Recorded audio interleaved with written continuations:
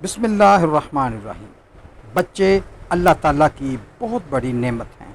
وطن، قوم اور خاندان کی امیدیں انہی سے وابستہ ہوتی ہیں۔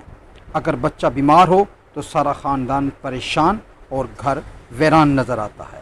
اس لیے ان کی صحت اور پرورش کے اصولوں پر نہایت سختی سے عمل کرنا چاہیے۔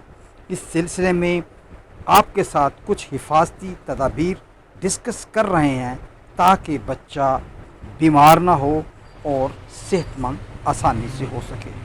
دوستو، میں وسیم انور وسیم ٹپس فار ہیلتھ کی طرف سے آپ کے ساتھ ڈسکس کروں گا کہ جب بچہ صرف ماں کے دودھ پر پرورش پاتا ہو تو غذا کی بے قاعدگی یا دودھ پلانے میں بے احتیاطی یا کسی اور قسم کی بد پرہیزی سے بچہ کسی بھی بیماری میں مبتلا ہو سکتا ہے۔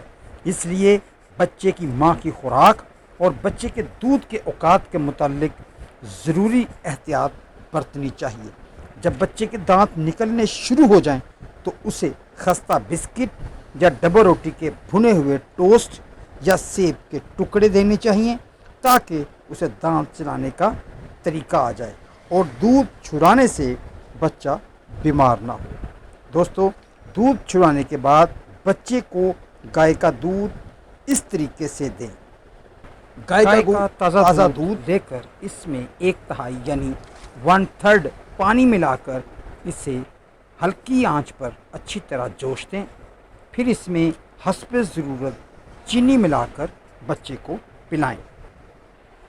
دوستو، جب بچہ دودھ کو ہضم کرنا شروع کر دے تو اسے پتلی مونگ کی دال، بکرے کے گوشت کا پتلا سا شوربہ یا سرخ پکے ہوئے روٹی کے ٹکڑے اور دودھ میں ساگودانہ پکا کر کھلانے کی بتدریج عادت ڈالنی چاہیے۔ کبھی کبھی اسے موسم کے مطابق سنترے، انگور یا ناشپاتی کا رس ضرور دینا چاہیے۔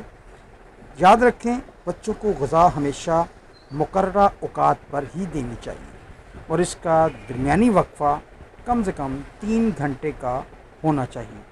اگر اس کے وقفے کے باوجود بچہ روئے تو اسے غذا کی جگہ ابلے ہوئے پانی کے چند چمچے پلا دینا کافی رہتے ہیں۔ دوستو، جب بچہ 4 سال کا ہو جائے تو اسے بکرے یا مرغی کا بھنا ہوا گوشت، خشک اور کچے پکے پھل، بازاری مٹھائیاں کے ساتھ ساتھ کوئی ٹھنڈی چیزیں بھی آپ بچے کو ضرور دیں۔ دوستو، ذہن میں رکھیں کہ خوراک کے ساتھ چھوٹے بچوں کی بڑھوتری کے لیے ورزش بے حد ضروری ہے۔